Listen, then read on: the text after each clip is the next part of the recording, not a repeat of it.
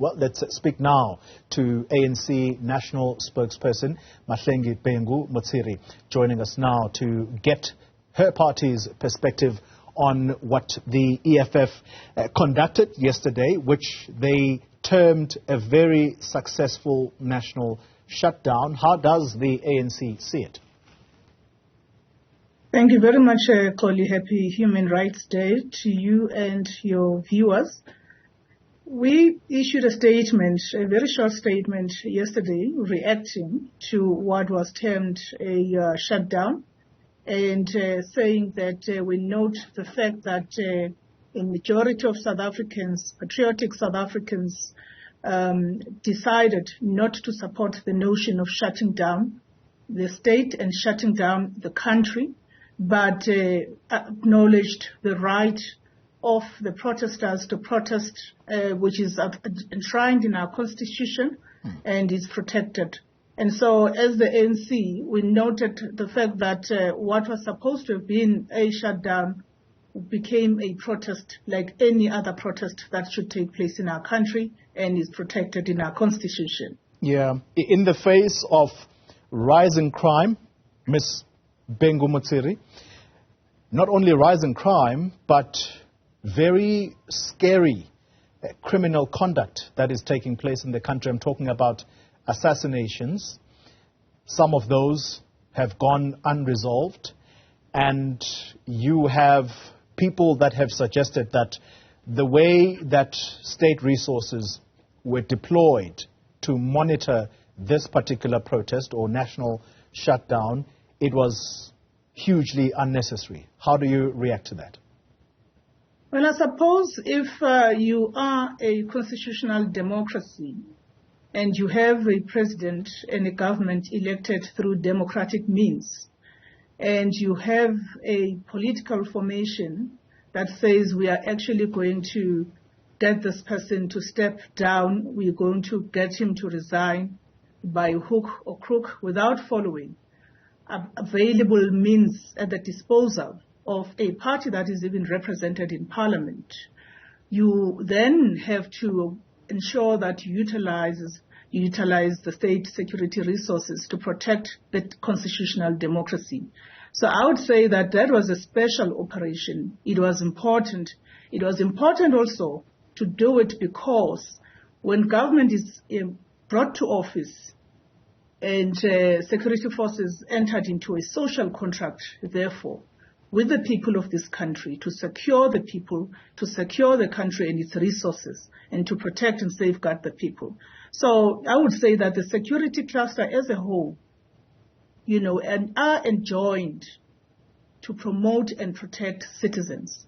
And I would imagine that that type of police visibility, the deployment of soldiers, was done in that context. And I think we must commend our security establishment for the manner in which they managed this. And I think there's been a resounding support for the way they conducted themselves and for the full deployment and visibility.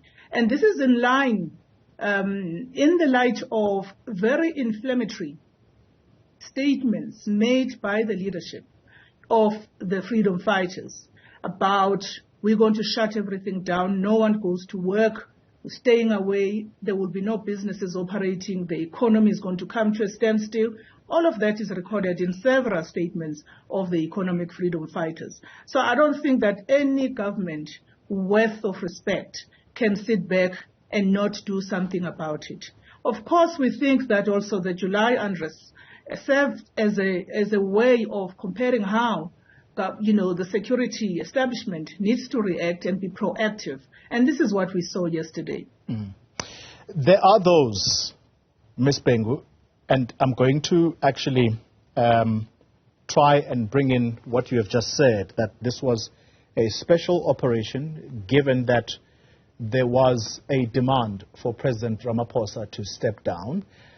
I don't remember at any point the EFF saying that, though, this was going to be done by hook or crook.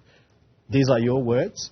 They did say it is going to be a peaceful protest, and for them yesterday, how they characterized the stay away was that it is because People deliberately stayed away from work. They stayed away from, I suppose, other usual activities that they would otherwise have engaged upon.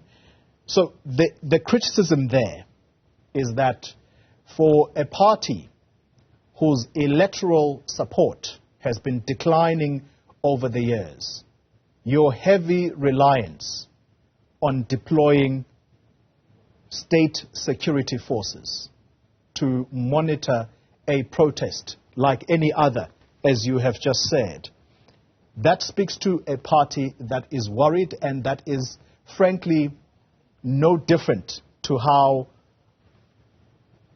parties of independence on the continent have reacted to the opposition. Is that where the ANC is going with this?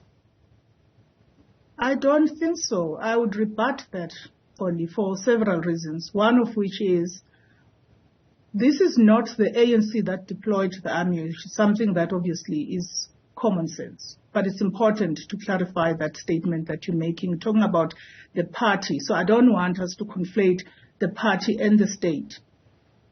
That is just the one thing that should be taken as a given. But I do wish to say that back to my statement by hook or crook, that's just a paraphrase of several inflammatory statements, and you only need to go to the various press briefings, the various statements of the EFF, and I don't want to stay on that point because I think the essence of my intervention is the fact that there was a threat, several threats made by the leadership of the EFF in respect of wanting South Africans to join the shutdown and instructing and threatening. And from that perspective, any constitutional democracy ought to safeguard itself. How does it safeguard itself?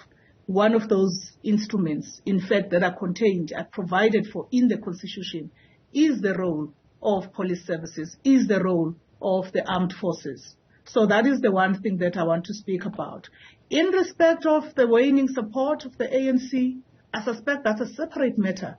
It has nothing to do with a party that decides to shut down the country. And I was looking at what a shutdown is. I mean, the common sense definition is suspension of operations. And that speaks to suspending the operations of South Africa. And if you are doing that, it's an illegal means because you can address it through peaceful means invoking Clause 17 in the Bill of Rights in our Constitution. But this was beyond that. Of course, it ended up becoming a normal protest according to what is provided for in our Bill of Rights. And that happened precisely because South Africans refused to partake in a shutdown of South Africa. How much of this deployment, Ms. Bhengu-Motsiri, was accorded to the ANC's own protest in Tshwane preceding the EFF? Because people are starting to make comparisons to say how much monitoring of the ANC's own protest was there by security forces versus the EFF's, and in fact, were there any arrests in regards to the ANC's own protest?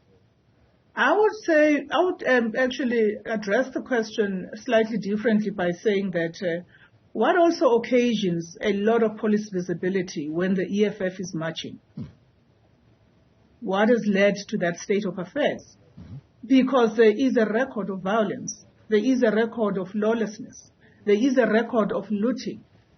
This would have been the first march, and I think we've got to acknowledge that.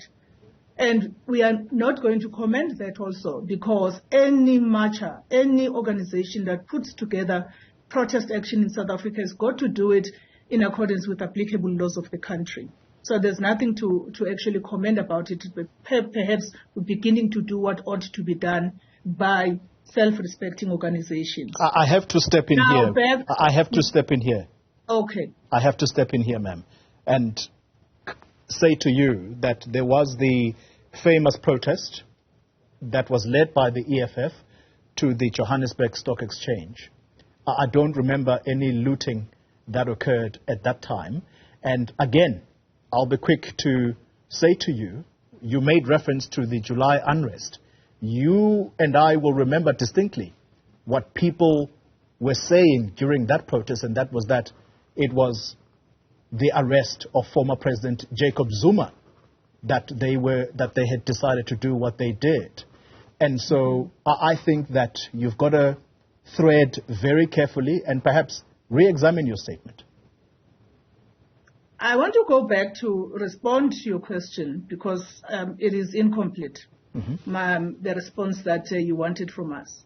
And why was there no such police visibility when the ANC was marching? We don't have a record of not following protest-related regulations, including bylaws, wherever we are marching.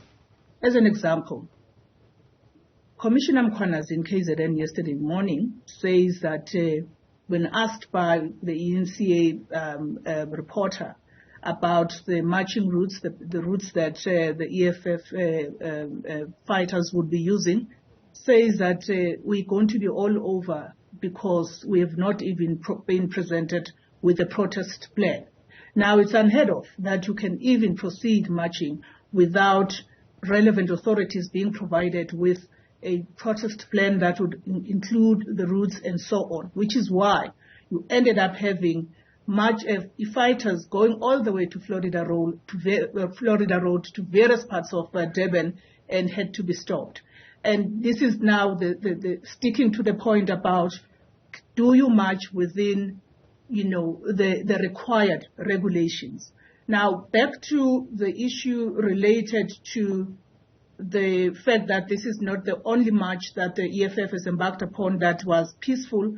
Well, I mean, it's a case of clutching at straws here on your part, Xoli, because I'm talking about the generality of the many protest actions that have involved the EFF, and that is there for the whole country to see and to know. Mahlengi, Bhengu-Motsiri, let's leave the conversation there. I'm sure there is going to continue to be a differing of opinions there. Thank you very much for the time being.